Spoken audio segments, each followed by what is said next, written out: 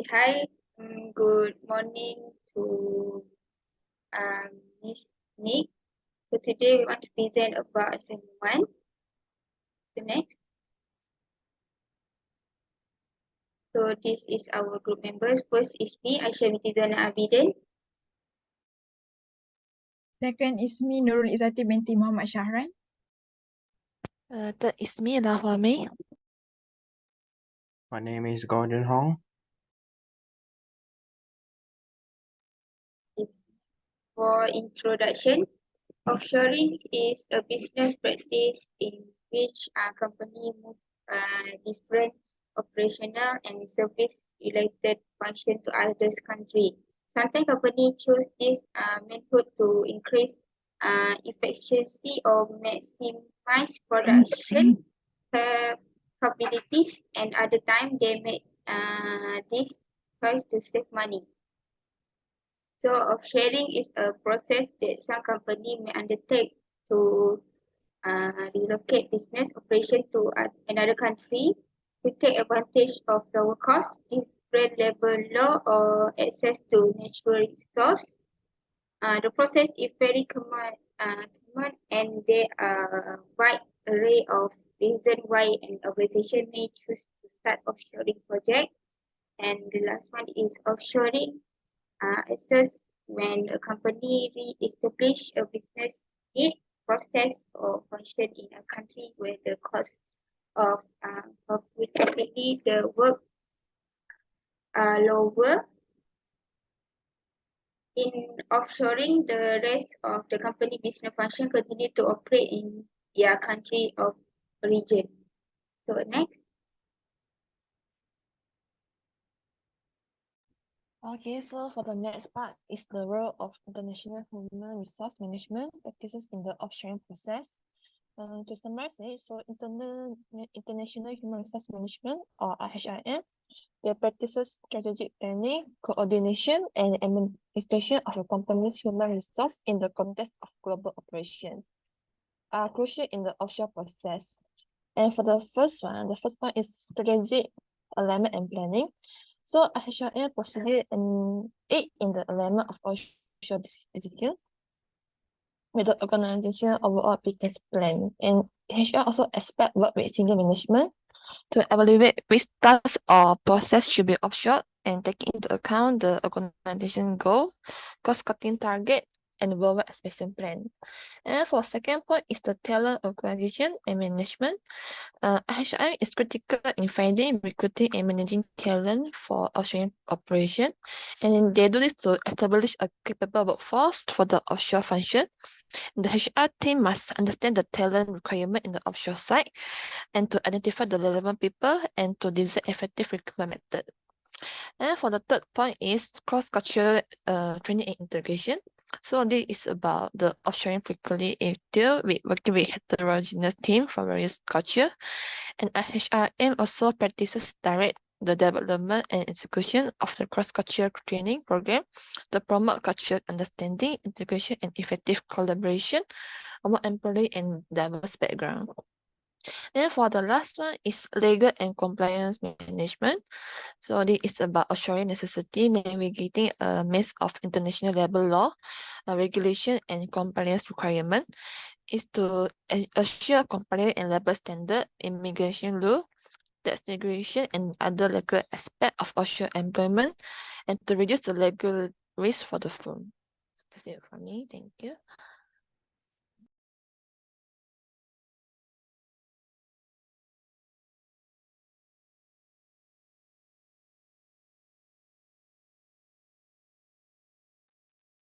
Okay, so next benefit and disadvantage of offshoring process in multinational companies. First is time zone difference. Company can reap the benefit of offshoring only when there is a significant drop in operating costs abroad. In other words, it makes sense to offshore operation only if it's profitable for your business. This can take companies far away from their home country, usually to another continent in a different time zone. So next is quality control issue. Offshore development of product always comes with its fair share of quality-related challenges. However, offshore outsourcing higher third-party vendor abroad can cause even greater concern in this department. This is because local production conditions and regulation may differ greatly from your home country. Despite repeat instruction and communication, the deliverable of an offshore company may not match up to your expectation. So, and the last one is payrolling and complaint issue. Offshoring involves managing two parallel system for payrolling and complaint, one at home and another in the offshore location. This will not increase your paperwork and add to the hiding cost of offshoring. The complication may affect the productivity for your employees and your bottom line. So next.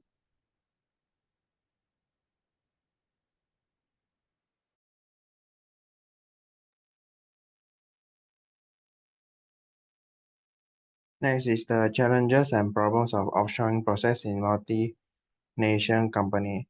First is cultural differences because different culture have different beliefs and the norms in each culture may clash with the other culture and will become a problem when offshoring to other country if you do not know the culture of that particular country. Second is lack of trust because the outsourced company does not know the quality of the product and may not trust the company that is using their workforce to make their particular product. So this is also a challenge when outsourcing process in multinational company. Third is lack of transparency and control because they are in different country. You cannot see the process of the workers and you cannot control the process that I'm doing when outsourcing your product. This is one of the problems. And fourth is project management because some workers does not know the vital parts of the project. They may not treat it as very serious every time they open up the project. And next is how can multinational company in Malaysia design their human resources to reduce those challenges and problems. First is to understand cultures, is do your research and understand what the cultures are important in that country and provide training for cross-cultural communication and understanding to your workers to prevent the cultural differences from impacting the workforce of your company. Second is to present the company mission and values to make sure that outsourced company knows that you can be trusted and you will provide quality products and will not take any shortcuts.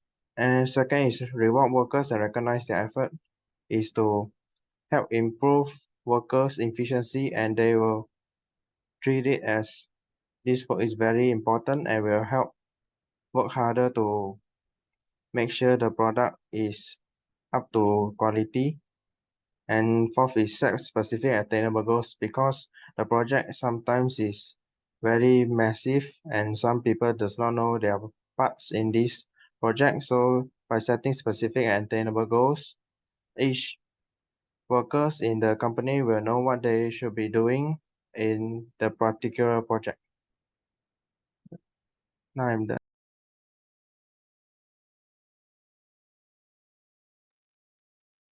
So moving to suggestion and recommendation.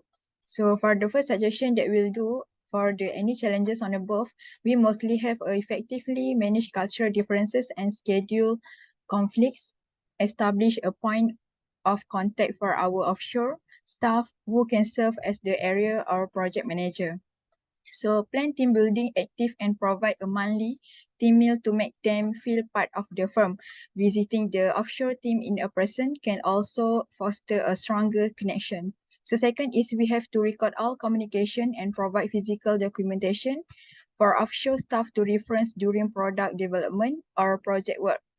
Request that the team leader repeat instruction to avoid confusions. So organize frequent alignment meetings to ensure offshore and offshore teams are on the same page, strengthen relationship and ensure the aims of both teams are consistent. So for the third suggestion is we also have to strong offshore leadership team that can make it easier to deal with known and unknown challenges. So the leader is responsible for building a better organization by hiring better people and having better process like enterprise, social network for visibility, communication, and effective collaborations. So the effective onboarding process of new hires is an important step toward implementing the offshore model successfully. So it also vital to address feedback from on-site team members and customer and follow up on those items where improvement needs to be made. And lastly is we have to implement continuous communication, make sure to make communication an important part of the workflow, integrate calls, feedback loops, and other communication techniques into our project schedule. So if possible, we can also visit each other's office to have in-person meetings that facilitates better understanding and increase the level of empathy. For example, we can use the project management tools like Jira and Trello to be in sync with each other and create a shared GitHub board to share technical process. So I will pass to Lau.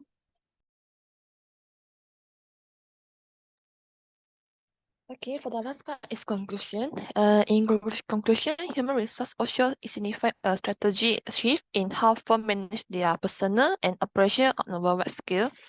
And it also compromises the movement of specific HR operation or process to other nation or region, which is frequently motivated by a desire to capitalize on cost saving and tap into specialized talent pools or to grow into new market. And offshoring in human resource management, it also necessitates the rigorous planning, careful execution, and effective management of numerous aspects such as talent acquisition, legal compliance, and more. And the organization can streamline its operation to reduce costs and to get access to various skill sets. And to achieve a successful Australian transfer, it is critical to handle hurdles such as cultural difference, legal compliance, and communication barrier. Finally, the HR scoring can help firms to stay competitive, nimble, and to respond in the increasingly worldwide corporate landscape. And that's it from us. Thank you. Thank you, Miss. Thank you, Miss. Thank you, Miss.